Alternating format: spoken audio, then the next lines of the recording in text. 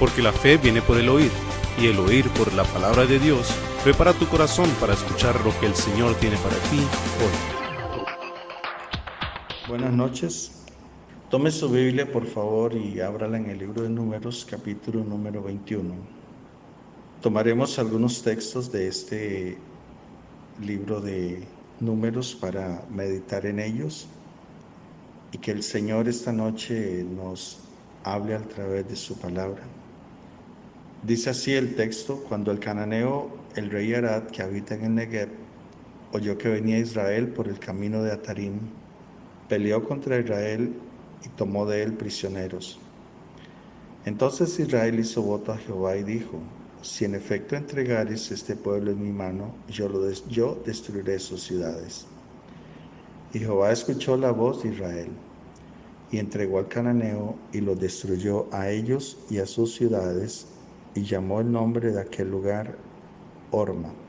Después partieron del monte de Hor, camino del Mar Rojo, para rodear la tierra de Edom, y se desanimó el pueblo por el camino.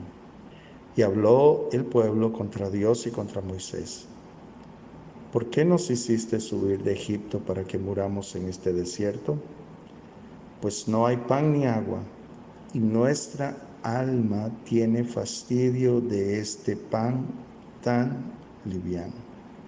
¿Qué fue lo que provocó la queja en los israelitas? Y el texto dice que esta vez no hablaron contra Moisés, sino primero contra Dios. Dice el texto: y habló el pueblo contra Dios y contra Moisés. Note que Moisés primero relata que fue contra Dios, contra quien el pueblo murmuró, y luego contra él. La murmuración consistía en una pregunta: ¿por qué nos hiciste subir de Egipto para que muramos en este desierto? La razón es que no haya pan ni agua. Y note lo que ellos dicen: nuestra alma tiene fastidio de este pan tan liviano. El texto dice que ellos partieron del monte Hor, camino del Mar Rojo, para rodear la tierra de Edom. Ellos tenían que salirse entonces lejos de su camino, porque los edomitas se negaron a darle paso por su tierra. Eso lo revela el capítulo número 20 del libro de Números. El capítulo anterior menciona este incidente, la razón por la cual Dios lleva al pueblo fuera del camino y tienen que rodear entonces la tierra de Edom. El versículo 14 dice de Números capítulo 20: envió Moisés embajadores al rey de Edom desde Cades, diciendo: así dice Israel tu hermano, tú has sabido todo el trabajo que nos ha venido, cómo nuestros padres descendieron a Egipto y estuvimos en Egipto largo tiempo, y los egipcios nos maltrataron y a nuestros padres. Y clamamos a Jehová, el cual oyó nuestra voz y envió un ángel y nos sacó de Egipto, y aquí estamos en Cades, ciudad cercana a tus fronteras. Te rogamos que pasemos por tu tierra. No pasaremos por labranza, ni por viña, ni beberemos agua de tus pozos. Por el camino real iremos, sin apartarnos a diestra ni a siniestra, hasta que hayamos pasado tu territorio. Edom le respondió: no pasarás por mi país. De otra manera, saldré contra ti armado. Y los hijos de Israel dijeron: por el camino principal iremos, y si bebiéramos tus aguas, yo y mis ganados, daré el precio de ellas. Déjame solamente pasar a pie, nada más. Pero él respondió: no pasarás. Y salió Edom contra él con mucho pueblo y mano fuerte. Versículo 21. No quiso pues Edom dejar pasar a Israel por su territorio, y se desvió Israel de él. Y partiendo de Cades los hijos de Israel, toda aquella congregación vinieron al monte de Hor. En algún momento ellos quisieron tomar las armas y enfrentarse al pueblo de Edom, pero Dios se lo prohibió porque eran sus hermanos. Esto fue causa entonces para que ellos volvieran al desierto, lejos de Canaán. Esto obviamente era desalentador para el pueblo. Y desde nuestro punto de vista humano, ellos tenían una razón para estar desanimados, pero no tenían excusa para su desaliento. Ellos enfrentaron un verdadero desafío y algo que no es gracioso en absoluto. Sin embargo, ellos no tenían excusa para no confiar en Dios y para no buscar por su victoria a pesar de todo. ¿Cuál fue el problema de ellos? Y si lo traemos a nuestros días, ¿cuál es nuestro problema también? Vemos las circunstancias y dejamos de ver a nuestro Redentor. Vemos los obstáculos, pero no vemos a Dios obrar a través de eso que nosotros vemos como obstáculo. Cuando dejamos de ver a Dios, entonces abrimos paso en nuestro corazón al desánimo y al desaliento, y fue precisamente lo que le pasó a Israel.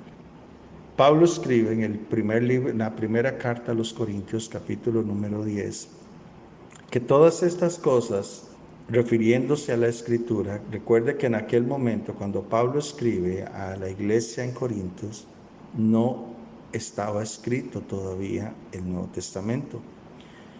Cuando Pablo hace alusión a todas estas cosas fueron escritas, se refiere a los escritos de lo que hoy conocemos como el Antiguo Testamento. Entonces él escribe a la iglesia en Corinto diciendo que estas cosas fueron escritas para nuestra amonestación hoy. ¿Qué está diciendo Pablo? Lo que ocurrió a Israel va a ocurrir a nosotros también. Pero la lección que ellos tuvieron, sabios somos si tomamos esa lección y no cometemos el mismo error que ellos cometieron.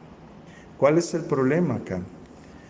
Ellos ven la aparente injusticia que hace Edom con ellos.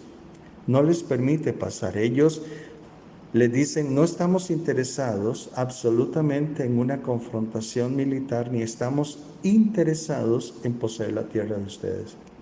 Simplemente déjenos pasar porque nuestro destino no es la tierra de ustedes.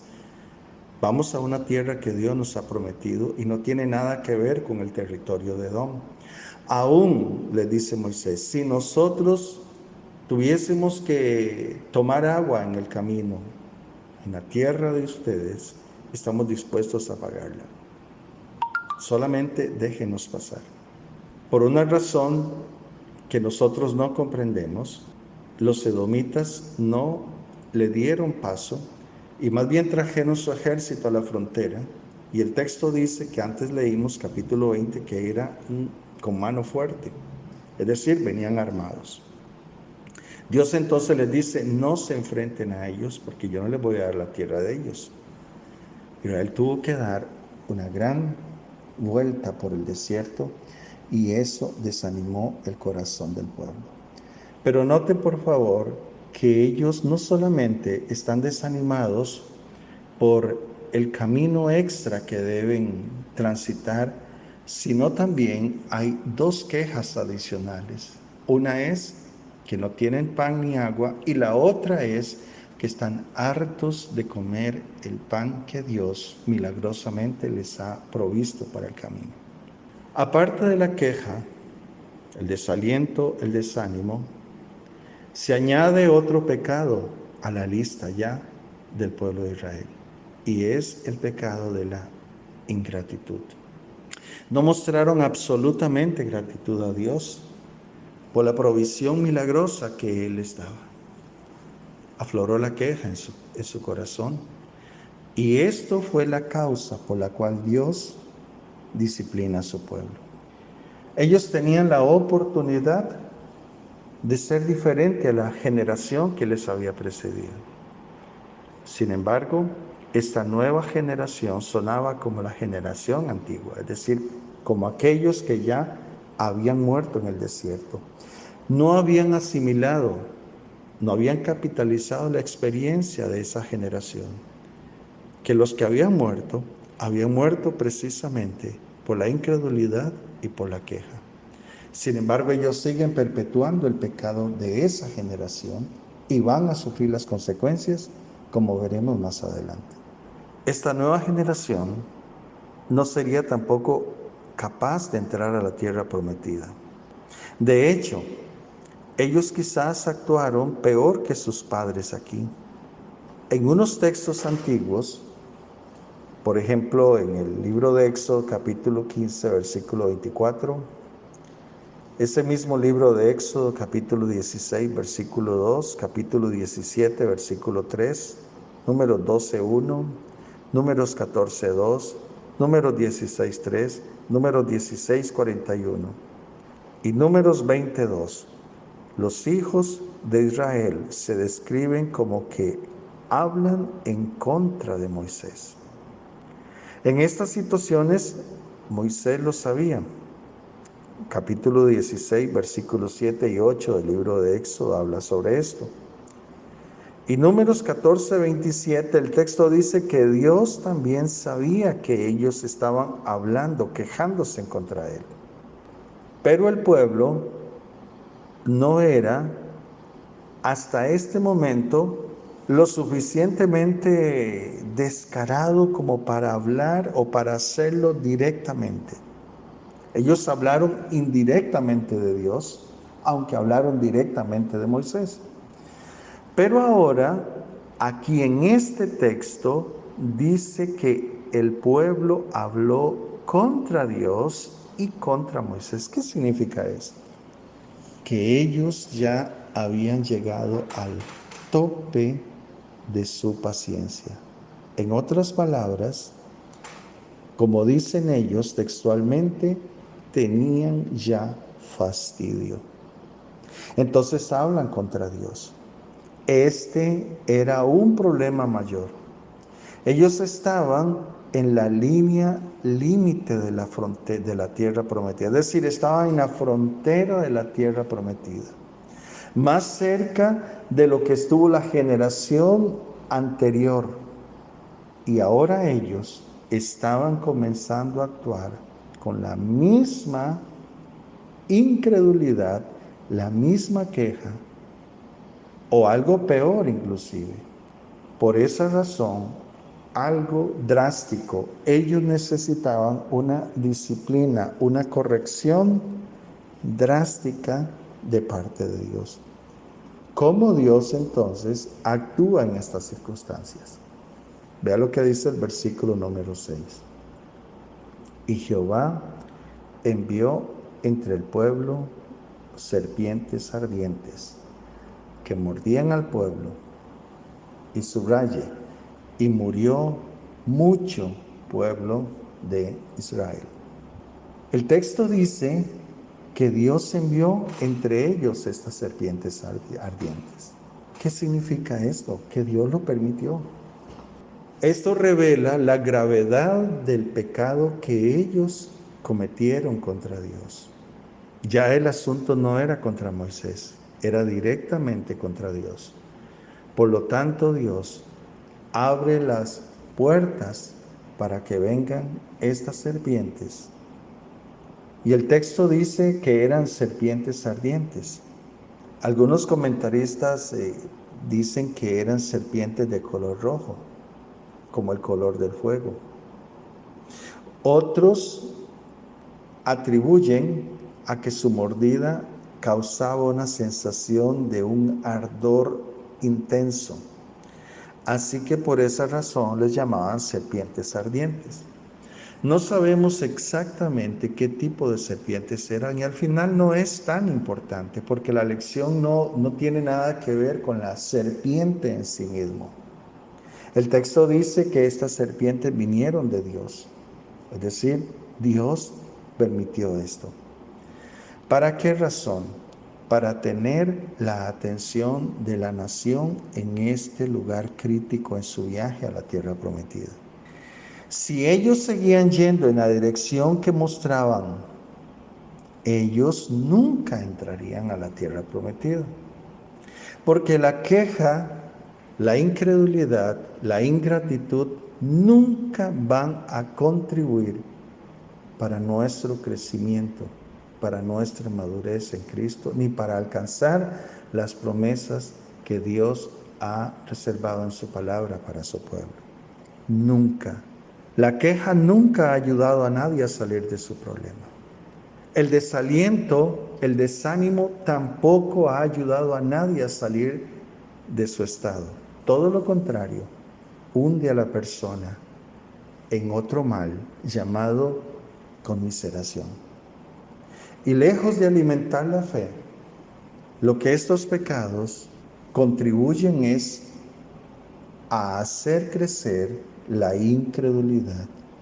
Y cuando la incredulidad crece, la fe obviamente decrece y la mano de Dios no puede ser mostrada en favor nuestro, porque lo que mueve la mano de Dios es nuestra fe. El enemigo de nuestras almas y el enemigo del pueblo de Israel conocía perfectamente esto. Conocía que la incredulidad y la queja alejarían al pueblo de la tierra prometida y al final el enemigo haría creer que era Dios el que estaba alejándolos de la tierra prometida. Es decir, no puede entrarlos en la tierra que ha prometido, por lo tanto los está exterminando aquí en el desierto. Ahora, ¿por qué digo esto? Porque esa es la naturaleza de Satanás. Fue el que sembró la duda en el corazón de Eva y es el que ha continuado a través de todas las generaciones de los seres humanos sembrando la misma duda y desconfianza acerca de lo que Dios ha dicho. Versículo 7. El texto dice: y murió mucho pueblo de Israel. Estas víctimas eran mayormente aquellos de la vieja generación de incrédulos. Y esta era la manera final de Dios de cumplir su promesa de que ellos perecerían en el desierto y no entrarían a la tierra prometida. ¿Y cuándo Dios hizo esa promesa? La hizo en el capítulo 14. ¿Y por qué Dios hizo esa promesa? Porque el pueblo decidió creer a aquellos 10 espías que hablaron contrariamente a la tierra a la que habían sido enviados, o sea, la tierra prometida. Ellos no escucharon la voz de Dios, ni escucharon el testimonio de Josué y Caleb. Decidieron creer a aquellos informes negativos que trajeron aquellos 10 espías que Moisés había enviado. Note que acabo de decir que Moisés había enviado, porque Dios no los envió. Fue Moisés quien los envió, y los envió por sugerencia del pueblo, según lo relata el capítulo número 1 del libro de Deuteronomio. O sea, ni siquiera fue Moisés, simplemente Moisés cedió a la presión del pueblo en enviar espías para ver cómo era aquella tierra. ¿Por qué razón?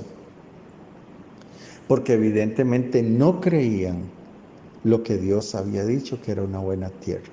Por lo tanto, necesitaban ver, tener algo tangible para poder creer. Y de hecho, si usted recuerda la historia, ellos trajeron las muestras de los frutos de aquella tierra. Pero no bastó, qué interesante, no bastó con ver lo que aquella tierra producía.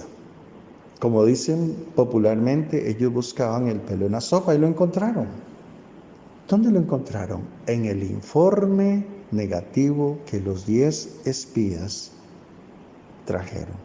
Vimos gigantes, ciudades amuralladas. No seremos capaces de enfrentar a ese pueblo. Y el pueblo le creyó a ellos y desoyó la voz de Caleb y de Josué. hombres que hablaron con fidelidad acerca de la tierra y de lo que Dios había prometido e iba a hacer. Entonces vino el pueblo a Moisés, versículo 7, y dijo: hemos pecado por haber hablado contra Jehová y contra ti. Note por favor el orden: contra Jehová y contra ti. Ruega a Jehová que quite de nosotros estas serpientes. Y Moisés oró por el pueblo. Y Jehová dijo a Moisés: hazte una serpiente ardiente y ponla sobre un asta. Y cualquiera que fuere mordido y mirare a ella, vivirá. Y Moisés hizo una serpiente de bronce y la puso sobre un asta. Y cuando alguna serpiente mordía, note por favor, cuando alguna serpiente mordía a alguno, miraba a la serpiente de bronce y vivía. Aunque esta generación era capaz de pecar más profundamente, tal como quejarse abiertamente contra el Señor, según lo relata el versículo número 5, ellos también tenían un corazón blando y rápido al arrepentimiento. Esta generación rápidamente se humillan a sí mismos delante del Señor y de Moisés. Ellos le pidieron a Moisés que orara por ellos. Sabían que su respuesta estaba solo en el trabajo salvador de Dios. Ellos no estaban confiando en suerte o expertos médicos, sino que ellos, en medio de esa situación, se dieron cuenta que solo Dios podía salvarlos de eso. ¿Por qué? Porque la reprensión venía de parte de Dios. Entonces, Dios le da una orden a Moisés de hacer una serpiente. Y Moisés la hace de bronce para ponerla en un asta para que aquellos que miraren a esta serpiente pudiera ser salvado, y en realidad lo era. Esta era una dirección de cierto modo inusual de parte de Dios, pero también trajo un resultado milagroso. No hay una conexión inmediata, lógica, entre ver a una serpiente en un asta y vivir, o rehusarse a verla y morir. Pero Dios ordenó que esa podríamos decir, tonta cosa pudiera ser usada para traer salvación a Israel. Y quiero citar un texto bíblico en el libro de Primera de Corintios, porque de pronto Dios suele quebrar nuestros esquemas y nuestros paradigmas, y de pronto Dios hace cosas que a nosotros a todas luces nos parece extrañísimas y algunas otras hasta contradictorias. Versículo 18 de 1 Corintios 1. Porque la palabra de la cruz es locura a los que se pierden, pero a los que se salvan, esto es, a nosotros, es poder de Dios. Pues está escrito: destruiré la sabiduría de los sabios y desecharé el entendimiento de los entendidos. Versículo 7 del capítulo 2 dice: mas hablamos sabiduría de Dios en misterio, la sabiduría oculta, la cual Dios predestinó antes de los siglos para nuestra gloria, la que ninguno de los príncipes de este siglo conoció, porque si lo hubieran conocido, nunca habrían crucificado al Señor de gloria. ¿Qué está diciendo Pablo? Pablo está diciendo que Dios usó algo que para el ser humano es loco y hasta muy cruel: enviar a su Hijo a morir de la muerte más terrible, cruel que pueda haber, muerte de cruz, para salvar al hombre. Porque Dios no lo hizo de otra manera. Pudo haber evitado todo el dolor y el sufrimiento de Jesús, o simplemente pudo haber destruido a Satanás, erradicar el mal y ya, listo el problema, y haber creado otro Adán, otra Eva. Y de pronto el ser humano no puede entender cómo Dios obra en su sabiduría. ¿Y por qué Dios lo hizo así? para mostrar su amor, su sabiduría y su misericordia. Simplemente. Dios pudo, de la misma forma que aparecieron esas serpientes, hacerlas desaparecer. Sencillo, tenía el poder para hacerlo. Pero de pronto usa algo que quizás es extraño para nosotros y le dice a Moisés: hazte una serpiente de bronce. Interesantemente, el texto dice que Moisés hizo una serpiente de bronce y la puso sobre un asta. En el capítulo número 3, versículo 14 y 15, el Señor Jesús, note, hace referencia a este incidente en el desierto. Y el Señor Jesús dice: y como Moisés levantó la serpiente en el desierto, así es necesario que el Hijo del Hombre sea levantado, para que todo aquel que en él cree no se pierda, mas tenga vida eterna. Jesús claramente dijo que hay una similitud entre lo que Moisés hizo aquí en este texto y lo que él hizo en la cruz del Calvario. Pero ¿cómo una serpiente puede tener una similitud con Jesús? Si a través de la Biblia las serpientes han sido usadas como imágenes del mal. Génesis capítulo 3, versículo 1 al 5 y Apocalipsis capítulo 2, versículo 9 menciona esto. Pero también en el capítulo 1 del libro de Apocalipsis, Juan ve al Señor Jesús allí y él, entre otras descripciones que hace de el Señor Jesús, dice que sus pies son como el bronce bruñido, o sea, el bronce purificado. ¿Qué significa esto? El bronce es un metal asociado con el juicio en la Biblia. Porque el bronce, para ser purificado, tiene que ser pasado por fuego. Entonces, una serpiente de bronce sí habla del mal, pero el mal habiendo sido juzgado. Otra vez, la serpiente de bronce sí habla del mal, pero al ser de bronce, eso significa que el mal ha sido juzgado, igual que Jesús, que no conoció pecado, se volvió pecado por nosotros en la cruz, y nuestro pecado, tu pecado, mi pecado, el pecado del mundo, fue juzgado en Cristo Jesús. Entonces, una serpiente de bronce es una imagen del mal, pero el mal tratado y juzgado. Qué maravilloso esto. Qué sabiduría incomparable la de nuestro Padre Celestial. ¿Por qué no le dijo a Moisés que se hiciera una serpiente de madera o de hierro o de oro?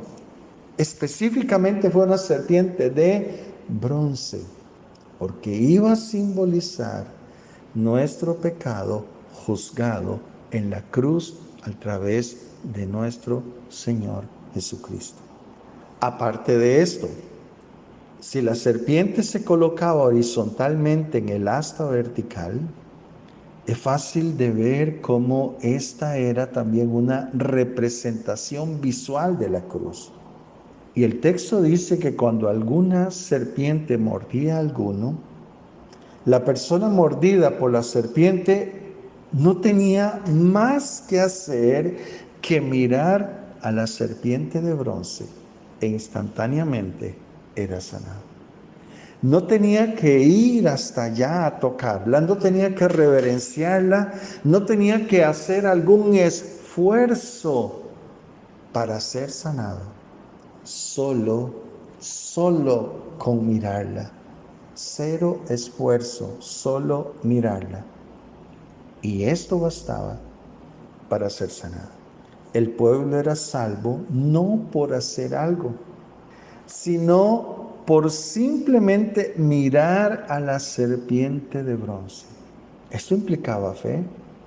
Ellos debían confiar que algo tan aparentemente torpe, como mirar a una serpiente o un asta, era suficiente para salvarlos. Recuerda lo que leímos en 1 Corintios capítulo 1 y capítulo 2. Aún hoy día la gente cree que debe hacer algo para ser salvo, cree que debe ganarse la salvación, ser buena gente, hacer buenas obras, penitencias, etcétera, etcétera, etcétera. Y que con hacer esto, aquello, lo otro, van a agradar a Dios y Dios se va a compadecer de ellos y Dios lo va a perdonar. No, absolutamente no. Nada de lo que salga del ser humano, del corazón humano, para ganarse el favor de Dios, logrará ese propósito. Nunca. No hay nada bueno en el ser humano. No existe nada bueno en el ser humano. De hecho, cuando aquel joven rico viene donde Jesús, se arrodilla delante de él y le dice: Maestro bueno. La respuesta de Jesús fue: ¿por qué me llamas bueno? No hay bueno sino solo Dios. Y esto también lo afirma en el libro de los Salmos, el Salmo número 14. No hay nadie bueno, no hay quien haga el bien, no hay ni siquiera uno.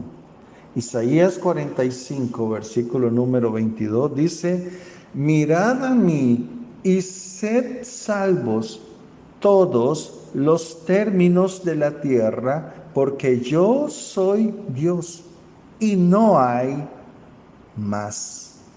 Podríamos estar dispuestos a hacer cientos o miles de cosas para ganar nuestra salvación, pero Dios nos manda a solo confiar en Él, solo verlo a Él. Cuando Israel se estaba quejando en contra del Señor y en contra de Moisés, ellos no estaban viendo al Señor de la manera que deberían verlo. Ellos estaban viéndose a sí mismos. Estaban viendo las dificultades, viendo aquellas difíciles circunstancias. Pero ellos no estaban viendo al Señor. ¿Qué se necesitaba para ver al Señor? Juicio, corrección. Y eso vino a través de estas serpientes. ¿Qué necesitamos para ver al Señor? La queja, la incredulidad, la ingratitud nunca abrirán nuestros ojos para ver al Señor. Nunca. Todo lo contrario. Traerán vendas sobre nosotros, torpeza.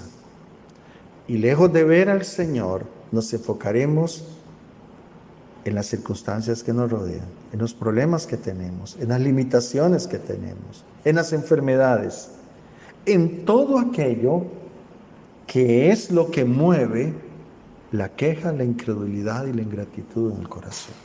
Y lejos de poder recibir de Dios lo que necesitamos, su mano se retrae, porque Dios no es compatible con la ingratitud. Y va a escuchar la voz de la queja, ni el grito de la duda. Entonces Dios permite que esto venga al pueblo para que vuelva su corazón a Él. ¿Qué se necesita para hacerle ver al Señor? ¿Qué necesitas para ver al Señor? Y Moisés hizo una serpiente de bronce.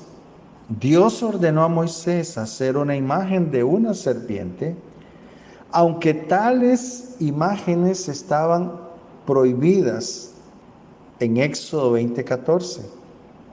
Pero en realidad, Éxodo 20:14 prohíbe la creación de ídolos. Y esto no era un ídolo, era un símbolo sancionado por Dios para que ellos pudieran verlo en fe y ser salvos. Tristemente, incluso este símbolo ordenado por Dios fue convertido luego en un ídolo. En las reformas del rey Ezequías, capítulo número 18, versículo número 4 del libro de Segunda de Reyes, dice del rey Ezequías que él hizo pedazos la serpiente de bronce que había hecho Moisés, porque hasta entonces le quemaban incienso los hijos de Israel y la llamó Nehushtan. Esto revela que el hombre caído puede tomar cualquier cosa buena y gloriosa de Dios y encontrar un uso idólatra para ello. Dios en ningún momento estaba alentando al pueblo a que convirtieran esa serpiente en un ídolo. Simplemente fue una representación simbólica de lo que siglos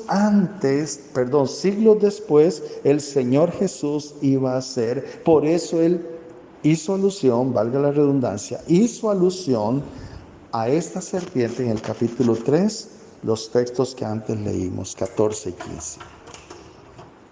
Él está diciendo que fue necesario que Moisés levantara esta serpiente en el desierto para que aquellos que habían sido mordidos por las serpientes ardientes, al mirarla fueran sanos, fueran salvos de la muerte.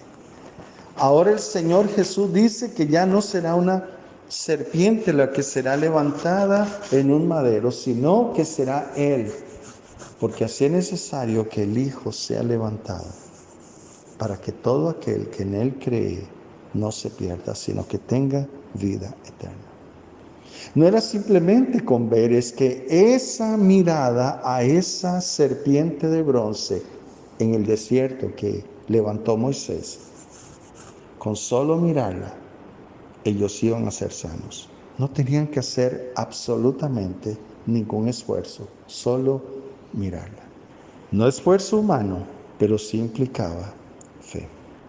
No sé en qué circunstancia te encuentras hoy, qué situación estás viviendo, pero quiero sugerirle que evite caer en la trampa de la queja, de la incredulidad, de la duda o de la ingratitud. No mire las circunstancias, no mire lo que esté viviendo en este momento. Levante sus ojos por encima de eso y mire a su Redentor. Mire a Jesús.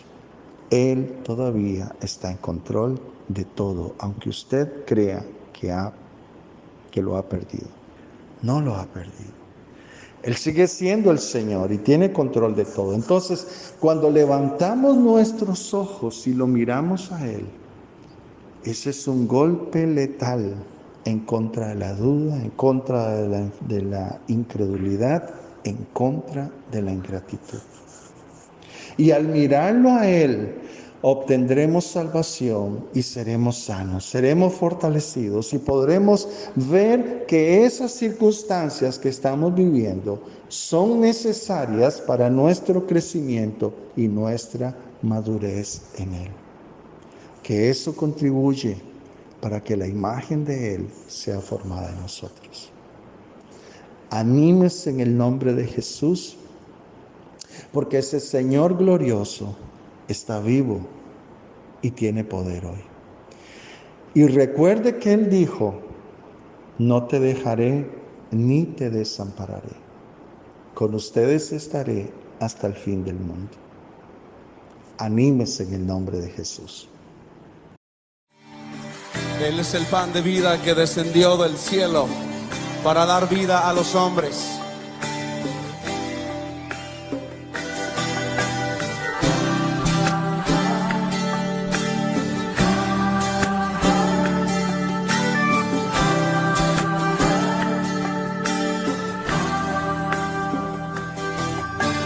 Cuando flaquea mi fe y siento desfallecer, cuando no puedo seguir y faltan fuerzas en mí,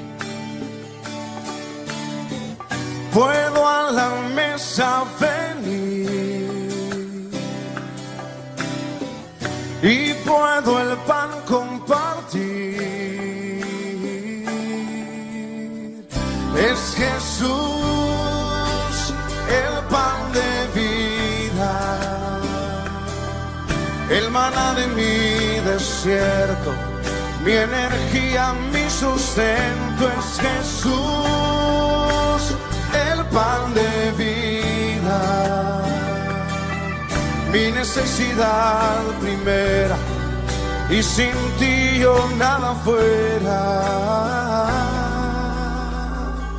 porque Jesús es pan de vida eterna.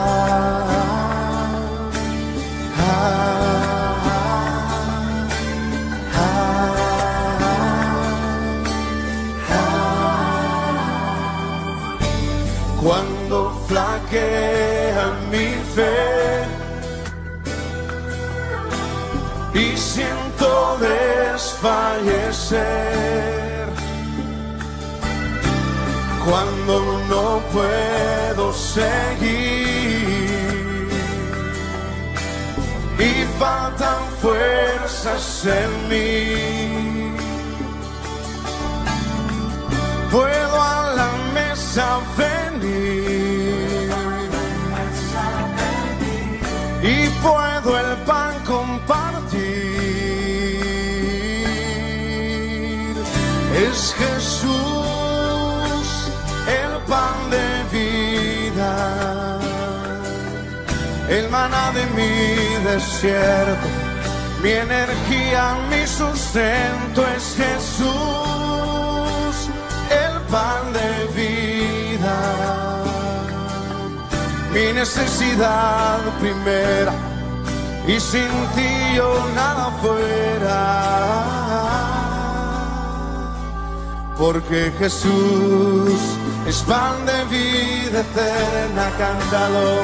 Es Jesús el pan de vida, el maná de mi desierto, mi energía, mi sustento es Jesús, el pan de vida, mi necesidad primera, y sin ti yo nada fuera, porque Jesús es pan de vida eterna.